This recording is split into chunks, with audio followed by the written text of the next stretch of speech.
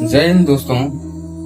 अभी जो young generation है उसकी एक बहुत बड़ी कमी है कि जो सहनशीलता है, जो सहन करने की क्षमता है वो बहुत ही कम है उसमें। तो परिवार के छोटे मोटे मसलों में या फिर अगर कोई ऐसी बात होती है, हर परिवार में होती है, तो क्या है कि उसमें लगभग माता पिता के द्वारा कुछ कहने पर वो बच्चे हैं जो उन्हें कुछ गलत बोलते हैं, अगर उन्होंने कुछ कहा है तो सहन करने से पहले और कुछ कार्य ऐसे होते हैं जो कर बैठते हैं जिन्हें नहीं करना चाहिए, और उन्हें ये ज्ञात भी नहीं है कि उन कार्यों को करने के बाद जो परिवार है उसका क्या होगा।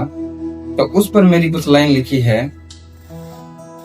कि ये परिवार के नाजुक रिश्ते हैं, इनमें थोड़ा झुक जाया करो। जवानी का उबलता खून है, कुछ गलत होने से पहले रुक जाया करो।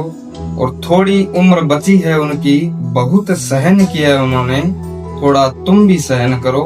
और कमियां खूबियां दोनों में है, तुम क्रोध की ज्वाला समझकर दहन करो। सूरज डूबने के बाद सिर्फ सन्नाटा और अंधेरा रहता है।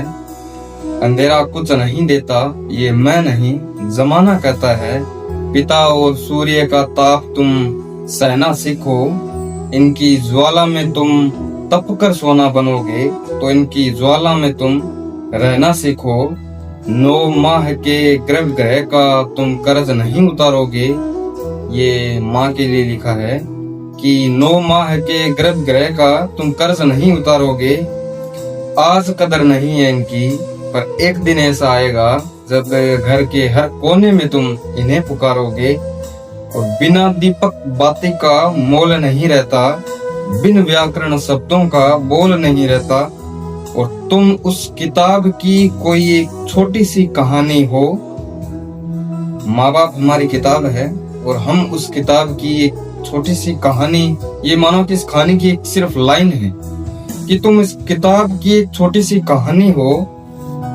उनकी उम्र लगी है किसी किस्से को एक कहानी बनाने में, कि जन्मते बच्चे से लेकर और बड़ा करने तक, कि उनकी उम्र लगी है किसी एक छोटे से किस्से को कहानी बनाने में।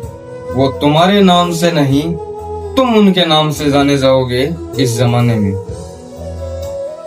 कि ये परिवार के नाजुक रिश्ते हैं, इनमें थोड़ा झुक जाया करो। और जवानी का उबलता खून है, कुछ गलत होने से पहले रुक जाएगा। धन्यवाद दोस्तों, आज के लिए बस इतना ही। मैं फिर हाजिर होऊंगा आपके लिए एक छोटी सी कविता लेकर। तब तक के लिए स्वस्थ रहें, मस्त रहें। अगर परिवार में जो भी आपके मुख्य हैं उनके द्वारा कुछ कहने पर ये ना सोचें कि उनके कुछ कहने पर मैं अगर कुछ गलत करूंगा तो उनको पता चल जाएगा। अगर ये ख्याल है तो ये अभी गलत है, क्योंकि आप उम्र के उस पड़ाव में हो जहां पर आपने कदम भी नहीं रखा और उन्होंने चल कर तय किया उसको। अगर उन्होंने कुछ कहा है तो छोड़ो, कहा है तो कहा है, बस सुन लिया।